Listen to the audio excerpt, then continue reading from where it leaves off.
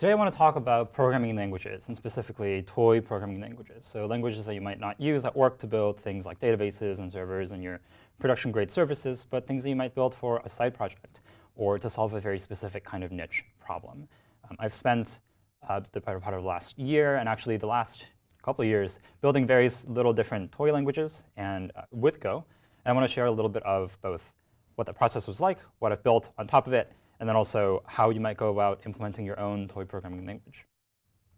Building a language is a little bit like this XKCD, where you start out with a problem that you might want to solve. Maybe it's about building a database, or maybe it's about solving a particular audio kind of engineering issue. And you start with a problem and you say, you know what, this problem would really be great to solve if I had the language that's just perfect for it. And you start working on the language, and of course, the language isn't something that you build overnight, over a weekend, over a couple of weeks. It's a month-long, year-long kind of project, and so it consumes all of your time.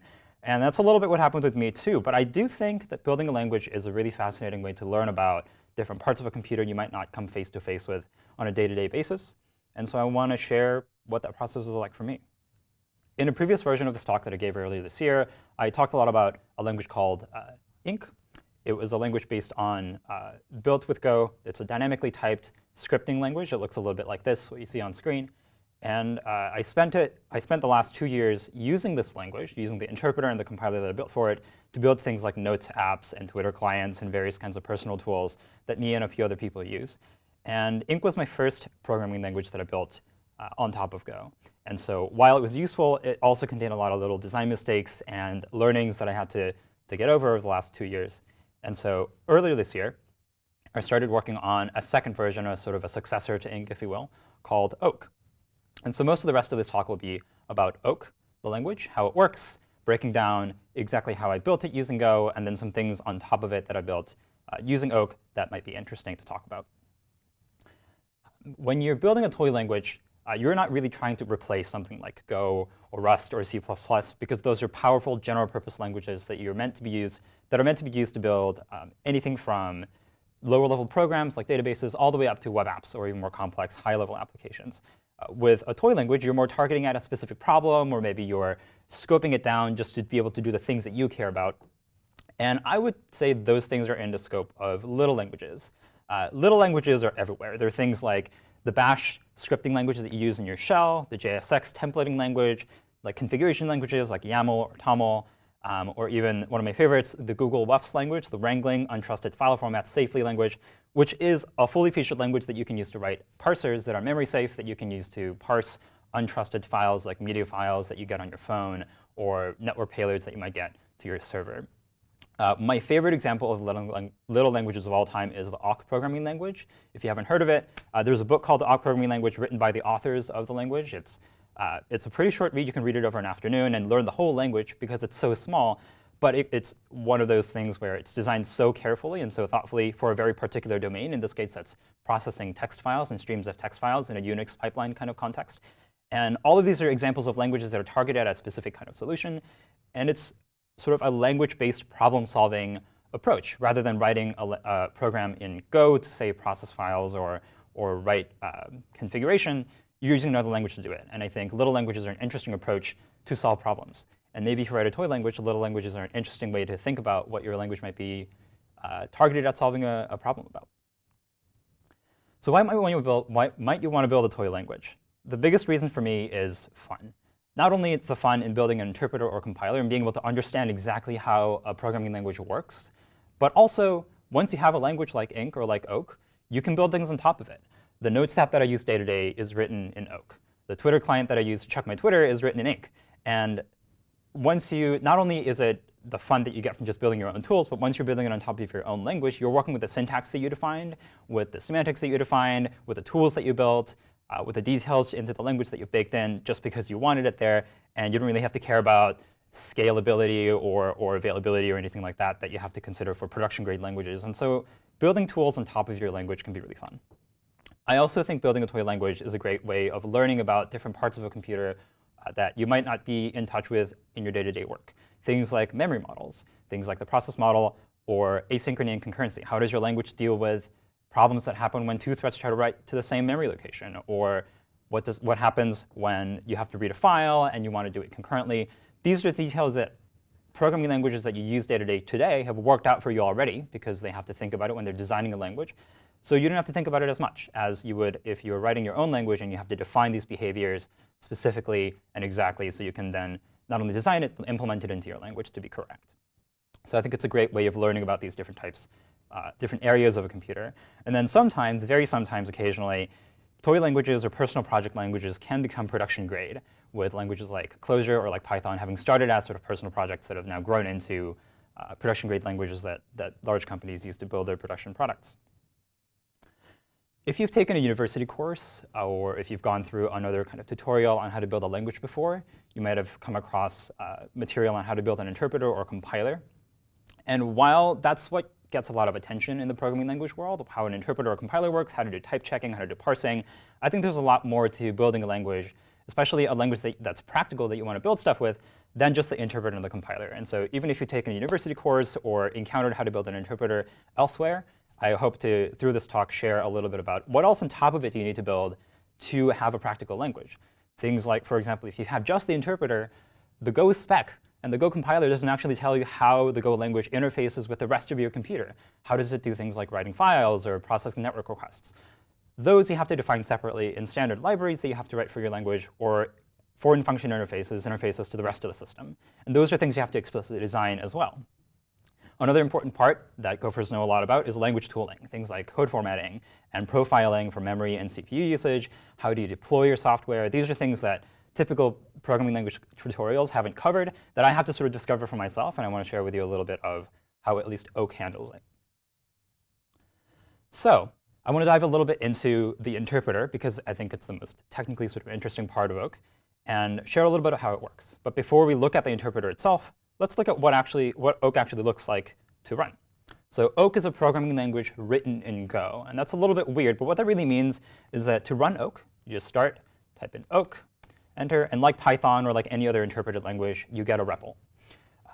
And because it's an expression-oriented dynamic language, programs can be as simple as just numbers. So if I type in the program 100, it evaluates to 100. I can add numbers together. I can add more numbers together. I have strings in Oak. So I can say hi, I can say hello, GopherCon. You can concatenate strings together. Oak also has floating point numbers, so pi. Oak has composite types as well. So Oak has lists of numbers. And lists and objects in Oak are actually heterogeneous, so they don't have to be all the same type. So you can have a list that contains numbers and also strings and also things like Booleans and keywords. And all of these are just values that you can work with in Oak. There is no concept of pointers or slices or arrays. Everything is just lists and values and objects, which are defined sort of the way that you would see it in JavaScript, for example. And lastly, Oak has first-class functions. So for example, we could define a function called double that takes a number and returns 2 times that number. So I can then say double the number 10. We get 20. I can double it and then pipe it, which is a little fun syntax, to double it again. That's how you would do it. And then because Oak has first-class functions, you can use functions as arguments to other functions. So Oak has a standard library function called std_range that just gives you a list of numbers up to that number. So we can generate a list of 10 numbers or 100 numbers or 1,000 numbers. But let's take a list of 10 numbers, and then let's map it through the function double. And all this is doing is taking the list, and then for each element of the list, doubling the number. And so Oak has first-class functions. It has numbers, strings, the typical sort of values that you would expect in a programming language. But all of this is, again, a Go program. So Oak is just, if I witch it, it's about a 7 megabyte Go binary. And so when we look at how the Oak interpreter works, what we're really looking at is what is the Go program that takes the source code, the text strings that I'm typing into this REPL, and how does the Go program understand it, what it's supposed to do, and then actually execute what the program is meant to be doing within the program. Oak's interpreter, like most other interpreters or compilers, works in a sort of a pass-based way, where we start with initially a representation of our source code, which is the representation of a program that humans can read and process the most effectively. And we progressively transform it down to other representations of a program that the computer can more easily understand. So to a computer, the source code of Oak is just a string. It's very opaque. There's no structure to it. And then we're going to go to token streams and syntax trees, which I'll explain a little bit, that contain more structure so that the computer can look at it and understand what the program's supposed to do.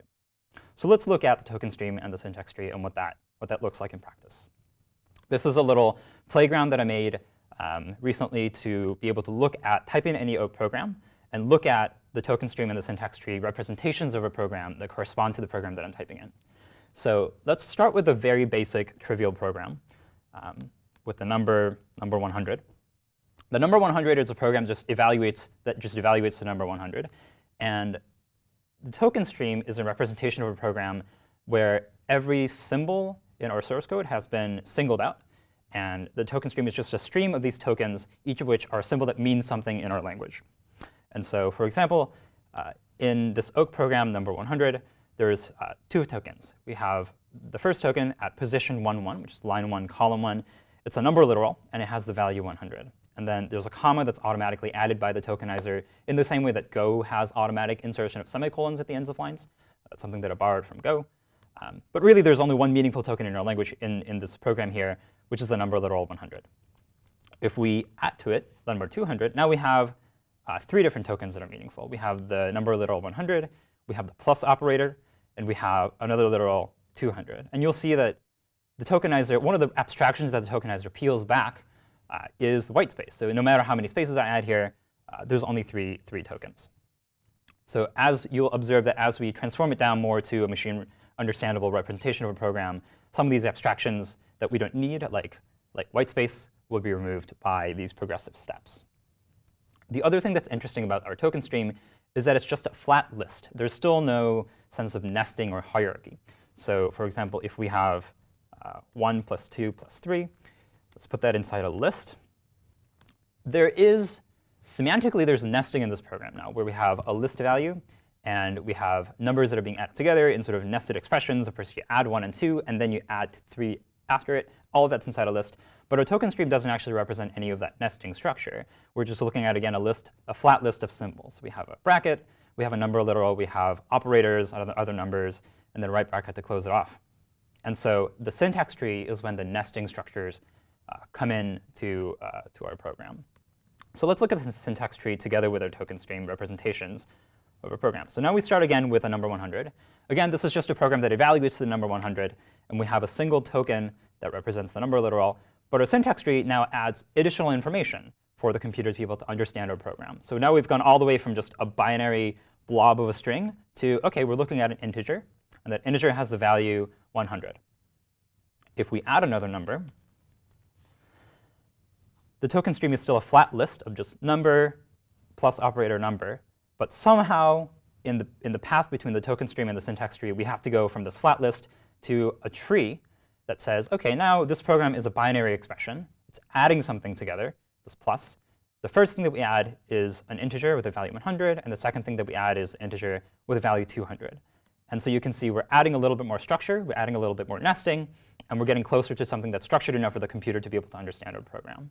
If we add another number, you can see there's even more nesting. So now there's a binary expression nested inside another binary expression. And let's look at a more complex example. So we can use the print line function from the Oak standard library to have a program that prints hello world. And in this program, there's a lot of structure. There's enough structure here for, say, a program to be able to tell you exactly what this program does. So at the top level of this program, it's a single function call, right? So our syntax tree says, OK, here's a function call. The function that we're calling is the result of a property access. We get the identifier std, and we get the identifier printline, and we access the printline property of std, and then we call that function with the argument string hello. If we add other arguments, our syntax tree will tell us, yeah, here are other arguments, integers 2, 3, and 4. And so again, going from the program to the token stream to the syntax tree, we're adding structure. We're removing arbitrary information we don't need, like white space. And the last important thing that the syntax tree step does, or the parsing step does, is it detects syntax errors. So for example, if I remove the parentheses at the end here, well, now we don't know when our function call ends. And so that's not evident in the stream because it's a flat structure, and we're not really giving a lot of attention to the nested structure of a program text. But in the syntax tree representation of a program, we have to know when our function call ends to be able to tell you what the arguments of this function are. And so when we can't find that parenthesis, our parser is saying, hey, there's a syntax error. There's an unexpected end of input. Or if we have a symbol that we don't expect, it'll say there's an unexpected token. So a lot of the rest of the interpreter work is going to be implementing the transformations to go from the source code to the token stream and then to the syntax tree. So let's see how that works in practice. To go from the source code to the token stream, we're going to have a pass called a tokenizer. A tokenizer in Oak is a single function defined on the struct called the tokenizer. Its job is to go from the source file representation of a program to a slice of tokens, a list of tokens that we can work with. And while it's doing that, it also keeps track of each token's original position. So if you look back at our tokenization step or token stream, you'll recall that each token has some position information about which line it's from and which column it's from. And that's important because whenever there's a runtime error for, say, failing to look up a variable, we have to be able to tell the user, here's where your error occurred, or a language will be undebuggable. So our tokenizer does that by keeping track of the file name, the column, and line for where we are while we're parsing our source code. And to parse our source code, we also need a slice of runes and an index into that slice to go along our list of characters and tokenize it. In practice, the way that we do it is a big switch case. So this tokenize function that abbreviated here is going to go through our string, which is our program. And for every character, it's going to say, what is this character? Maybe if it's a plus sign, it'll say, well, the plus sign is a valid token by itself. So we're just going to take that plus sign and say, this is a token, that's the plus operator, and ship it off to our list of tokens. If it's, say, a letter, we'll say, maybe this is the start of a variable name. So we'll parse the rest of the variable name, look at it. If it's a keyword, like if, we'll consider it a keyword and ship it off as a token, an if keyword token. If it's a more general variable, we'll just say this is an identifier. If it's a string literal, it'll start with a quote. So if we see a quote, we'll say, OK, the rest of this token must be a string literal, and we'll parse it until the next quote. We'll slice that string off from the rest of our source code and consider that our token. And so it's a big switch case, looking ahead a few characters to see what the next token is going to look like, and aggregating all together into a single slice of tokens that represents our token stream, which is what we see on the left side here. The token stream within the Oak interpreter is represented as a slice of tokens. And each token is just a struct that keeps track of the type of the token it is. So is it a comment, is it a comma, is it a parenthesis? Its position, which we saw earlier, which is just a column and a line number. And this payload, which is the string value of the token for the tokens for which that is relevant. So things like string literals, numbers, comments, those need to know not only what type of token it is, but also what exactly is the value of that token. What's the value of the string, or what's the value of the number that this token represents? And this is where that payload goes. And on the left here, you can see a shortened version of all the different kinds of tokens that Oak has. So comments, comma dot, all the parentheses and delimiters, operators, keywords, as well as all the literal values that our language supports. We need a token type for each of them. Once we have the token stream, the next step is to go from this token stream to the syntax tree. And that's the job of the parser. If you've worked with parsers before, you might understand that Oak's parser is a simple recursive descent parser. What that really means is that the parser looks a lot like a tokenizer in that it keeps a track of a slice of tokens, which we got from the tokenizer. And then we have also an index that points into that list of tokens to see exactly where in the token stream we are as we're parsing along and popping out syntax tree nodes of our tree. The actual parse method on the parser is recursive descent. And all that really means is that for every token that we see, we're going to check, OK, what is this token? And then what syntax tree node might that be starting? So let's say if it's a number, then we're just looking at a number syntax tree node, like an integer 100 or something like that. If it's a keyword, like the function keyword that starts a function, we might say, OK, actually, we need to parse a function. So we can invoke the parse function method that's defined on a parser. And the parse function method is going to look at the next thing after the function keyword. Let's say maybe that's like an argument list, and say, OK, now we need to parse an identifier. And so we're going to call the parse identifier method, and so on and so forth. So it's parse methods recursively calling each other to be able to parse whatever comes next in our list. And we keep parsing through our list of tokens until we get to the end, and we have all of our syntax tree nodes in our program. And what results is the syntax tree that has the structure that we saw earlier, in our demo. The syntax tree in Oak's interpreter is represented by a single type, which is actually an interface type, rather than a concrete struct type as before. One thing that's interesting about this sort of series of transformation is that as we go along further in our steps, we get more structured information. And so when we were just looking at the token, every token could look about the same, because every token is really just a type and some extra string value. Whereas now we're at the syntax tree stage, and each node needs to know a lot more information about itself. So the information that a string literal node needs to contain is very different than what a function literal node could contain. A function looks very differently than a string. And so each of these different types gets its own struct. String literal has just a payload of what the string literal contains as a string. A function might have a name, a list of arguments, and some extra body. An if expression contains multiple branches that it needs to know about. And so all of these are represented by different struct types, and they're all wrapped up in an interface type that we call AST node for abstract syntax tree node. Once we have a syntax tree, now we have enough information to be able to run our program, in a sense. And so it's time for the evaluator. The evaluator is the thing that actually runs our program. It's a method defined on this thing called a context, which I'll get to in a bit. But all it does is it looks at every syntax tree node, every bit of our syntax that's now in a hierarchy, and says, OK, what is this node telling our program to do? For example, if it's a string, we just generate a value that represents that string and passes it off to the next thing. If it's a function call, we might look for that function and then call it. If it's a branch of an if expression, we might evaluate the condition and then call that branch if it's true or false. And you'll see there's an extra bit of scope here, and the scope is just the information that encodes what variables are in our current local scope.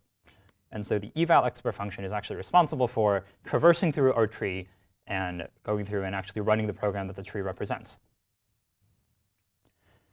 Let's take a look at what all of that comes together to be when an Oak program is actually running. So again, the Oak interpreter is just a Go program. And so in this Go program that is running an Oak program, we have a big global interpreter state that keeps track of all the state that's relevant for the running Oak program as a whole. Things like, what are all the open files that our Oak program has opened? What are all the open network ports?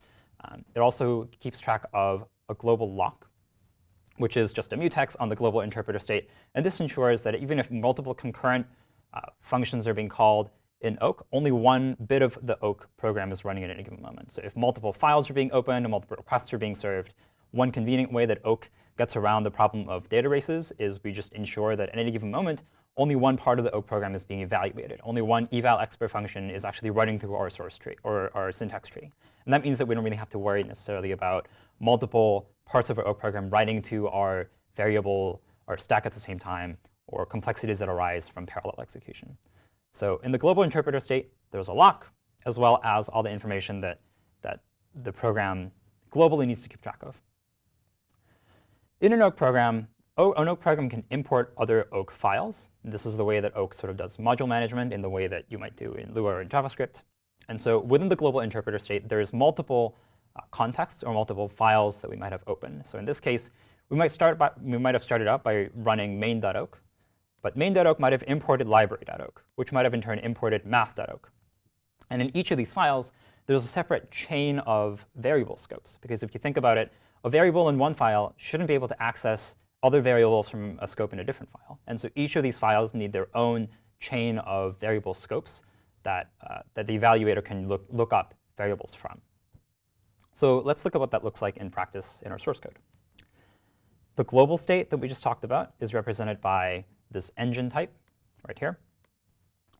This is the mutex, the interpreter lock that makes sure that at any given moment, only one Oak program, one bit of Oak program is running. We have some other sort of synchronous bookkeeping stuff. We have a file map for keeping track of which file descriptors correspond to which open files that we've given to our program, as well as some error reporting, bookkeeping, things that I won't cover in too much detail here. But within this global interpreter context, every file gets this thing called a context. It's a little bit confusing, but this context type keeps track of, OK, for every file, what's the local scope, what's the global scope that corresponds to that open file. So if we start to define variables in our Oak program, then all those variables will get stuffed into this context data type. It has a pointer to which global context that this context belongs to, which engine it belongs to, this root path thing, which is bookkeeping for being able to do imports nicely. And then it embeds a scope type, which is the Go type that represents the local scope of variables. And so in every scope, there's a map that just maps variable names to the values that they represent. So if you define a variable a that has the value of number 2, then it's going to be a map that has the string a, and then it's going to map to the value that corresponds to the runtime representation of the value 2 in our Oak program. And each scope has a pointer to its parent scope, because a local scope, if the variable doesn't exist there, looking up a variable in the local scope might involve looking it up actually in its parent scope. So you can see how all that comes together to form a runtime state that looks like this, where there's a global interpreter state, and then each scope is sort of changed to its parent scope until you get to the global scope for each file, and then all of that is wrapped up in a little context that corresponds to each file. So now, going from the source code to the token stream, to the syntax tree, which has enough structure for our interpreter evaluator to run in this runtime, this is all we need to have an Oak interpreter. With all these parts coming together, we can now take an Oak program, give it to the interpreter, and have it do something that we want, like adding numbers together, or creating objects and running through objects, or looping through lists. All of that's possible with just this basic infrastructure. But there's a lot more to Oak than just its interpreter. For example, with just the things that we've covered here, Oak can't write to your terminal yet. It can't save a file. All of those things are outside of the realm of just the core language, and they're things that you have to build into the runtime separately as things that you can call out to. I'm going to highlight 3 things that are outside the interpreter itself, outside the language, that I think are really important for Oak and for languages in general, that I found interesting to implement within Oak. The first is concurrency, how Oak handles concurrency.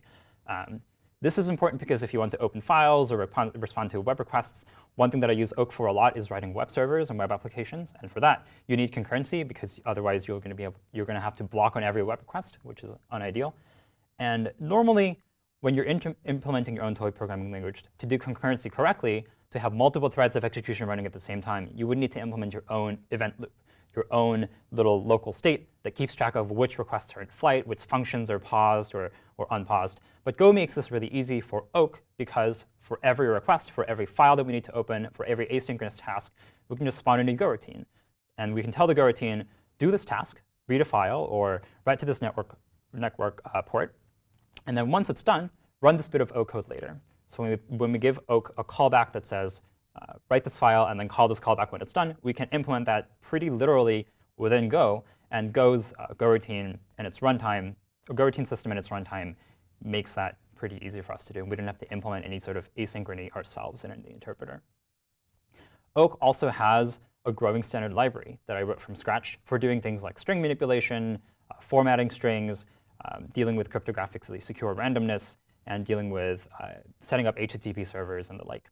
And the standard library is important, 1, because it enables you to write actually useful programs like web servers, and 2, because I think it's a good way to test your program if you're writing a toy language, test your language if you're writing a toy language, to make sure that it feels good to use under your hands, and also set some conventions, things like naming conventions, things like how complex can functions be, how does it feel to have a really long functions versus a really short functions.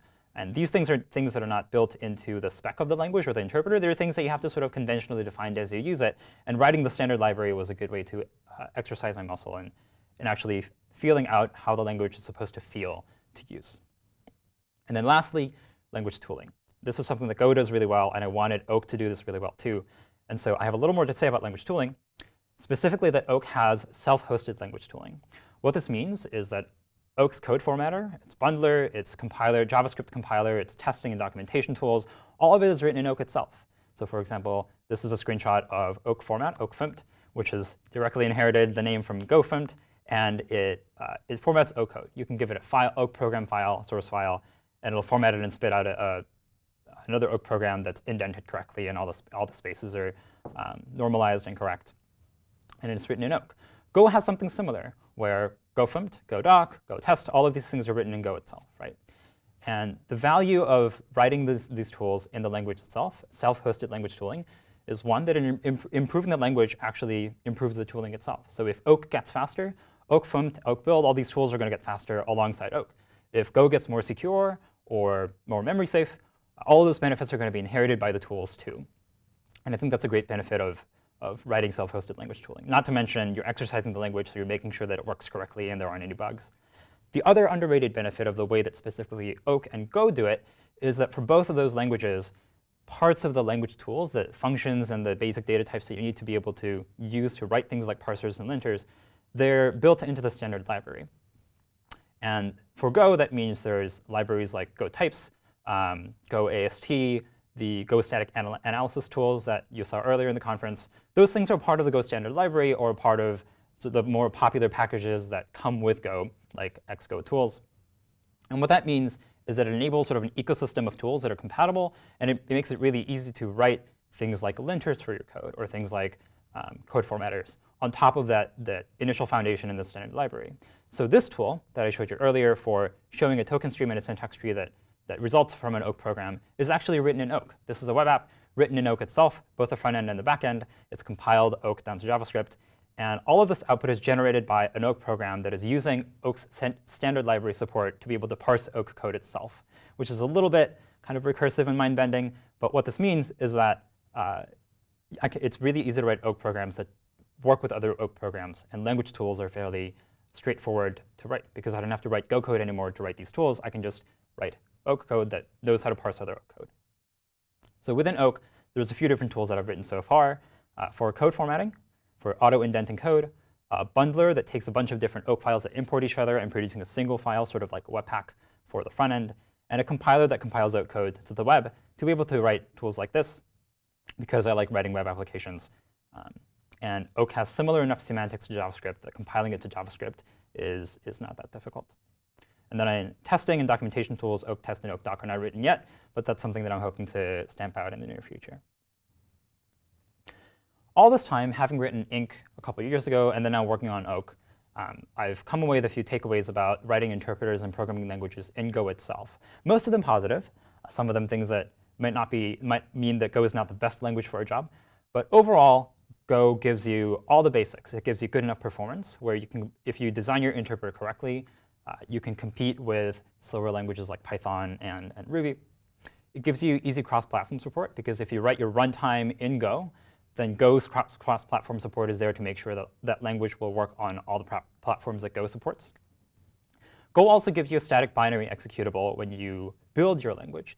This is actually much more important for an interpreter than it is for maybe a web server, because in a web server, you can have multiple different files that you need to run your program, and you can just put it all in a Docker container, ship it off to your server. But when you're writing a language like Oak, you want to be able to give a single binary to your user, to an Oak programmer, and say, this is all you need to write your own program. Just run it on your source code. You don't want to give them 100 files that import each other and say, OK, set this up on your computer, and then you'll be able to run Oak. So the fact that Go compiles to a single binary is actually really, really important for how Oak is practical to use as a language. Oak also gives you just enough control over the runtime in-memory representation of Oak values, of things like how is an Oak floating point number represented, or how is an Oak list represented in memory. And it turns out that's important to be able to get any kinds of performance tweaking that you want to do in your language, or to be able to do things like make sure that your language doesn't consume too much memory when you're running your programs. And then my favorite part of using Go for writing Oak, specifically for the type of language that Oak is, has been inheriting Go's state-of-the-art runtime. So Oak is a garbage-collected language, just like Go. And that means that Oak just inherits Go's low-latency garbage collector. And because it's state-of-the-art, Oak also has that state-of-the-art garbage collector. Go also has great CPM memory profiling tools. If you haven't checked out Go's pprop support for looking at what functions are costing you CPU time and what variables and what values are eating up your memory, I suggest you check it out, because it's been fantastic to be able to work with. Whenever I have a memory leak in Oak, it means that I don't have to write a memory profiler for Oak. I can just inherit Go's tooling and run it on run the Go memory profiler on my interpreter, and that'll tell me which kinds of values are eating up all my memory in my Oak program. The runtime also has a downside, though, which is that because it has all this great support for these tools and instrumentation, inheriting Go's complex runtime means that sometimes doing some things in Oak can be impractical. For example, one thing that Oak can't really do that well, or at all at the moment, is interface with a graphical interface. So usually the way that you build a GUI is by interfacing with a C library, like SDL2, or an OS-specific library, like Cocoa on Mac. And to be able to do that, your language has to call out to C functions. And because of the way that C Go is, and because of Go's sort of thick runtime layer between the rest of the operating system and your Go code, it means that calling out from oak into a C function, calling an oak function that calls a C function, and passing values in between them is kind of tricky, something that I haven't worked out yet. And so sometimes Go can't quite be low level enough. So depending on what type of abstraction you want to work out with your toy language, Go might not work for you. But I have found that for oak, Go has been good enough for me to build the types of apps that I've wanted to. If you're interested in building interpreters or compilers in Go, or just in general how programming languages work after seeing this talk, the first resource that I'd recommend is Torsten Ball's Writing an Interpreter in Go, Writing a Compiler in Go. I've heard a lot of great things about this book. I haven't read the book yet, but I've heard lots of podcasts and talks about it. And you can find them at interpreterbook and compilerbook.com. And both of these books will walk you through building a practical toy programming language called Monkey in Go, and every bit of source code line by line. And I think it's a great practical way to learn how to write your own language. The way that I learned it is through Crafting Interpreters, which is an online ebook.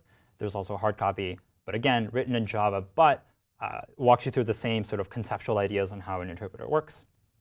There's a few other resources on the slide, but the three other ones I'll highlight are TinyGo, Gopher, and Auto. All of these are Go interpreters, Go-based interpreters, that are targeted at a real production language that people are using to build real products. So these might be interesting to look at for looking at how a Go interpreter might implement something a little more complicated and a little more real world, a little more like the real world, like a JavaScript interpreter. My favorite part of working on a toy programming language in Go has not necessarily been the writing, the interpreter, or the compiler, or the parsers, although that's educational and I'm learning a lot. My favorite part is actually in having built a language and then now being able to write side projects with it, write things like my notes app with it, or write things like a context manager with it. Ramsey Nasser, who works on the Clojure compiler for the CLR, he says languages represent different ideas on how to capture human creativity on a machine. And I think this is the thing that makes building languages as side projects really special. It means that when you're solving your own problem, instead of using the rules that other people have defined to solve your programming problem, you can define your own words. You can lay out your own vocabulary for how you think about a problem, for what these like primitive values and rules that you work with are, and you can define your own constraints by which you try to build things that you want to build or solve problems that you want to solve. And I think that's a really powerful part and the really motivating part of trying to build your own language. And so if you're more interested in writing programming languages and how Oak has done it, there's a blog post where I talk a little more about programming languages and writing them at linus.zone/pl. I have a website at thecefis.com where I talk more about software and also other things. And then the Oak project itself is open source. It's just a Go program, after all, at linus.zone/oak. So if you want to go and check it out and fork it and build your own variations on top of Oak, you can go there and read the source code. It's not that complicated, only a few thousand lines of Go. And I hope after this talk you'll be able to make sense of it and all the parts that go into it.